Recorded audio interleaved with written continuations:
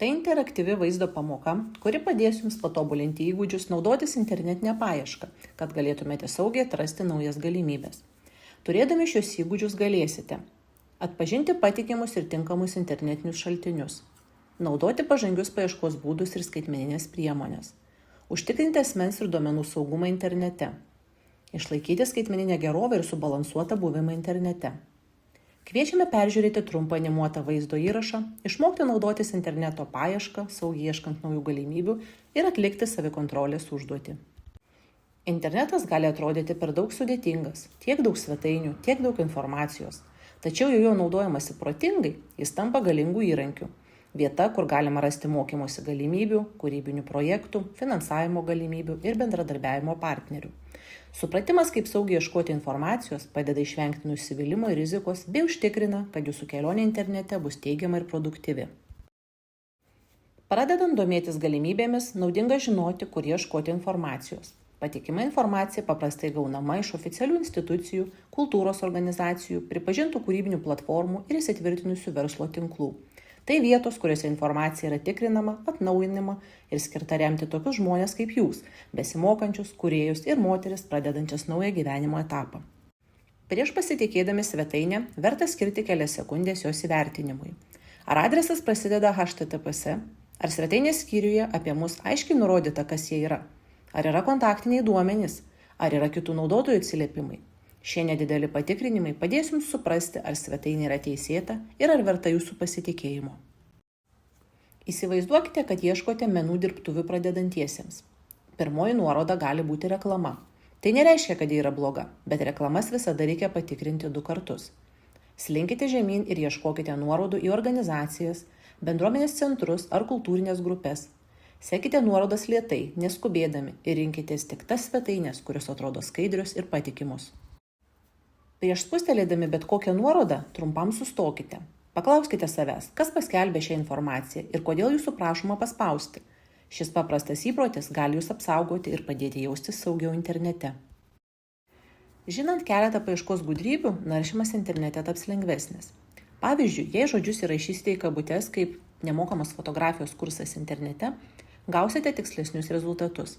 Jei pridėsite site.org arba site.gov, paieška bus sutelkta į organizacijas ir institucijas, o rezultatų filtravimas pagal metus užtikrins, kad nesikliausite pasenusią informaciją.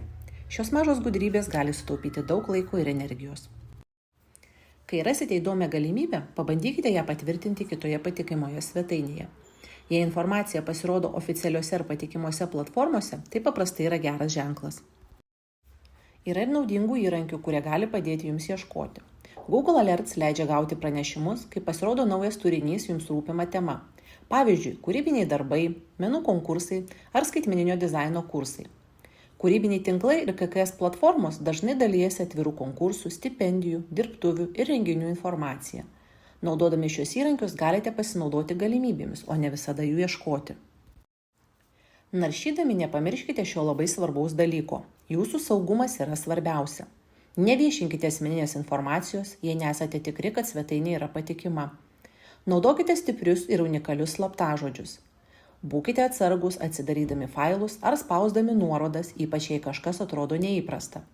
Apsaugodami savo skaitmeninį tapatumą, užtikrinsite saugią ir be streso kūrybinę kelionę. Deja, internete taip pat yra pavojų. Apgaulingos galimybės, įtartini pranešimai ir sukčiavimai, atrodantis kaip realūs pasiūlymai. Kai kurie gali pernelyg daug žadėti už menką kainą, spaudžiant jūs veikti greitai arba netikėtai prašydami asmeninės informacijos. Kai kas nors atrodo ne taip, sustokite ir patikrinkite dar kartą. Pasitikėkite savo intuiciją, tai vienas iš galingiausių įrankių. Jei kažkas atrodo skubota, neaišku ar nepatogu, pasitikėkite savo jausmais. Jūs visada galite sustoti, dar kartą patikrinti ar pasitraukti. Saugus paieškos procesas apima ir pasitikėjimą savo intuiciją. Tarkime, kad gavote laišką, kuriame rašoma, kad laimėjote kūrybinę stipendiją, kurios niekada neprašėte.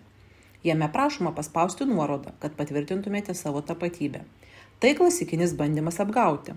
Saugi strategija – eiti tiesiai į oficialią organizacijos svetainę, o nespaudžiant nuorodą. Jei informacijos ten nėra, ji nėra tikra. Nesijaudinkite, su laiku išmoksite atpažinti šiuos triukus. Paieška internete gali būti įkvepianti, bet taip pat ir varginanti. Norėdami išlaikyti pusiausvyrą, stenkitės daryti trumpas pertraukas, ribokite ekrano laiką ir venkite begalinio peršokimo iš vienos nuorodos į kitą. Nereikia visko tyrinėti iš karto. Ramus, nuoseklus požiūris padės jums išlikti susikaupusiam, motyvuotam ir kūrybingam. Skaitmeninė gerovė – tai ne tik saugumas, bet ir gera savijauta. Pagalvokite, kaip jūs paprastai ieškote informacijos internete. Spaudžiate greitai ar sustojate ir patikrinate informaciją. Ar norėtumėte pakeisti savo paieškos įpročius, kad jaustumėte saugiau ir užtikrinčiau? Nėra neteisingų atsakymų, yra tik galimybės mokytis ir tobulėti. Saugi paieška apima keletą paprastų įpročių. Patikimų svetainių pasirinkimą, išmanių paieškos įrankių naudojimą, asmeninių duomenų apsaugą ir rūpinimąsi savo skaitmeninę gerovę. Kiekvieną kartą, kai taikote šios žingsnius, jūsų pasitikėjimas auga, o naujos galimybės kultūros ir kūrybos sektoriuje tampa lengviau randamos. Atminkite, kiekvienas kažkada pradeda. Jums nereikia žinoti visko apie šiandieninį skaitmeninį pasaulį. Svarbu tai, kad mokotės ir žengiate mažus teigiamus žingsnius. Jūsų kūrybiškumas, patirtis ir idėjos yra vertingos, o saugi interneto paieška padeda jas įgyvendinti. Dabar kviečiame jūs pasitikrinti savo žinias atsakant į pateiktus klausimus. Pažymėkite teisingą atsakymą. Nepriklausomai nuo to, ar pasirinkote teisingai ar neteisingai, jums bus pateiktas atsakymo paaiškinimas. Pradėkime.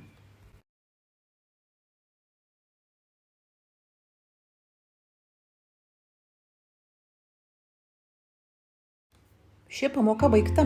Dėkojame už dalyvavimą. Sekite studijos programą, kad pagilintumėte savo pagrindinės kompetencijas reikalingas verslumui kūrybinėse pramonės šakose.